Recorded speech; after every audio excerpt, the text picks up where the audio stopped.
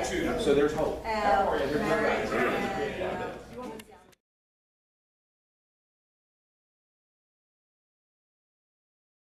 Now, I'm going to bring up the candidates for, that are running for sheriff. And we have two tonight, Eric Hicks and Mr. Harold Green. Am I correct?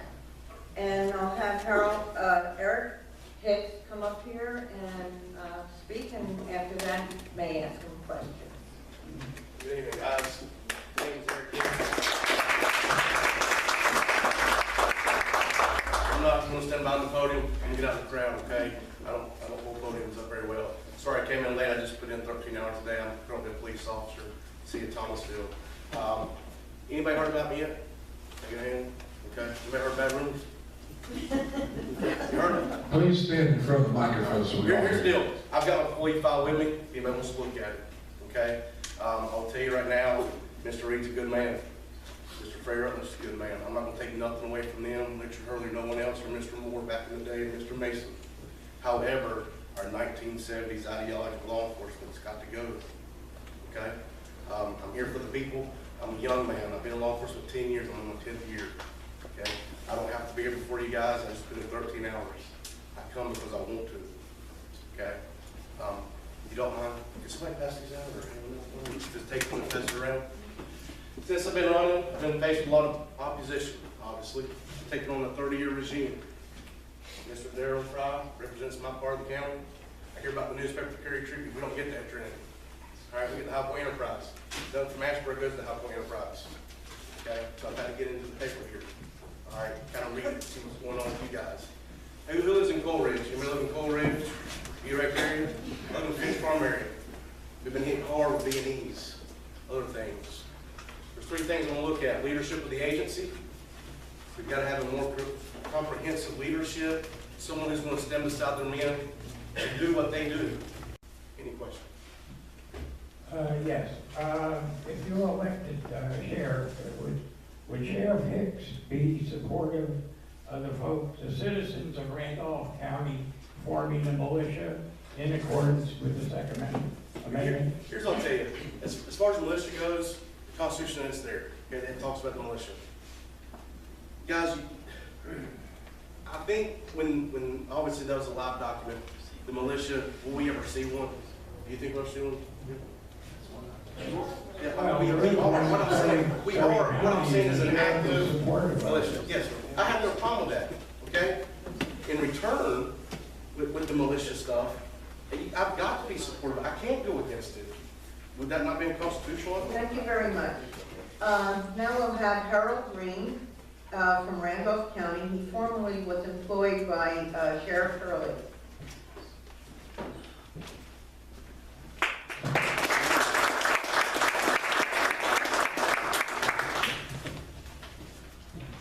Good evening. How's everybody doing? And I'm not going to take your guns either.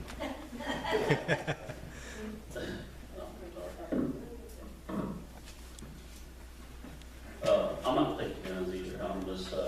I'm kind of behind the Second Amendment thing. I want to, I think that everybody should have that right to bear arms. I think it should be covered by, some guidelines, but I don't want to, somebody can kill somebody 2 or 3 times, get out and be able to wear a gun. But I think it has some restrictions there. But again, my name's Harold Green. I don't know if anybody ever heard of me yet. I'm out there on the web a little bit. I am running as an unaffiliated candidate here in Randolph County. It's been done before. Didn't get much to see out, but it has happened. But I got a little speech prepared for you, and then I'm going to get out of here for a little bit. But I just want to give you a little bit about me. I am a lifelong resident of Randolph County. I grew up in the Coleridge, E-Rec, area. Graduated in '91 at East Randolph High School. Didn't play much sports, but I love football. Wildcats are a good team. I have 2 kids. One's 18, one's 15. She's a softball player at Eastern Randolph, so she's doing great. Hopefully she can get her scholarship and go to college off of it.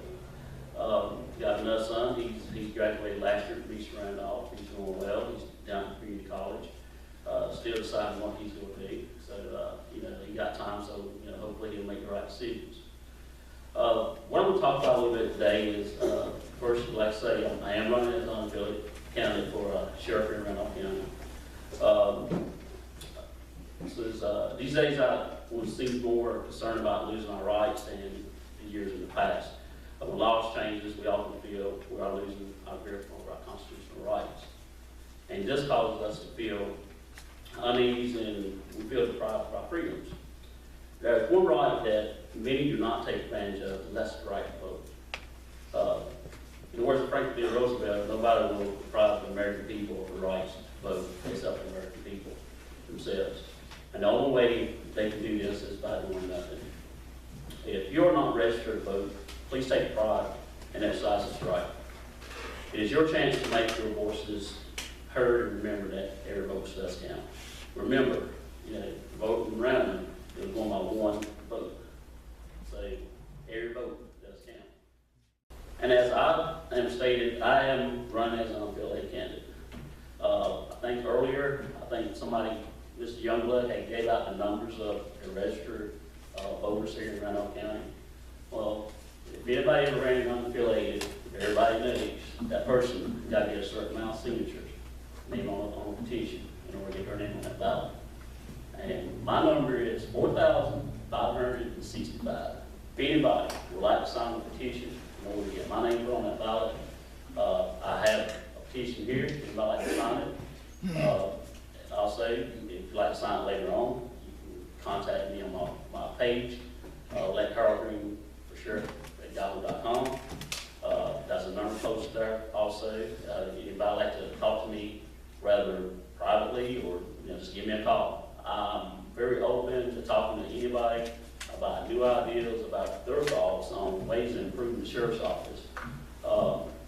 One of the things that I like to kind of piggyback off Mr. Hicks's thing is sheriff's office needs a fresh start. Changing ideology is great. I mean, it really is. But at the same time, in order to change things and make things different or do things new, you're going to have to start over. And that's what a fresh start would do for this county, especially for the sheriff's office. Do I have any questions? Well, I do have one. Oh, I'm You sorry. said certain restrictions on Second Amendment. Could you explain that, Bishop? I would not like to give a continuing convicted felony a weapon. It's illegal federally for him to have one anyway. Well, this day and time is scary, but guns can fall into that person's hand. And I want to make restrictions harder on that person that's been convicted over and over instead of having access to a weapon. Anyone else? Yes. Yeah, okay. Since you brought up the voters, how do you feel about requiring IDs for voter IDs? I've never had to present an ID, folks. I never had. I think if we changed our addresses, when we're supposed to change our addresses for our driver's license, then that should be sufficient enough to go inside a polling and vote. I know some people look at it as, hey, we're trying to establish if you even here legally or if you even supposed to be able to vote, but at the same time, if they don't have a valid or they're not in that district, then they're not going to be able to vote, correct? So I'm assuming that it would probably be best that they take the voter ID and kind of like stick it back to whoever brought it up to try to push it and let them sit on it and not try to push it up on us. I'm not for the voter ID. Okay, well, of course I am. I think if I go to a commissary at Fort Bragg, I gotta show a photo ID to get in the building. But you're former military. Well, that's correct, but I'm also a voter, and I don't want somebody to vote 2 and 3 times, and we've seen incidents of people voting 7 times. Mm. So, Well, how often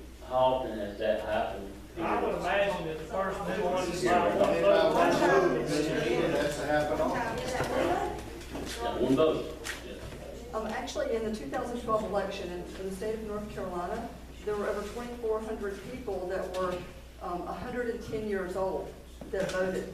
Now, I could be wrong, but I really don't think there's 2,400 people that are 110 years old in North Carolina. So, I don't think so. yeah, so that's where voter ID really comes into play. Yeah, and that is it. It is great to have it for that purpose. Every time I go to cash a check or something, somebody wants to see an ID. If I go in the courthouse, somebody wants to see an ID. If somebody comes to this country, they better have an ID to go vote, but they're getting there anyway. I'm all for voter ID.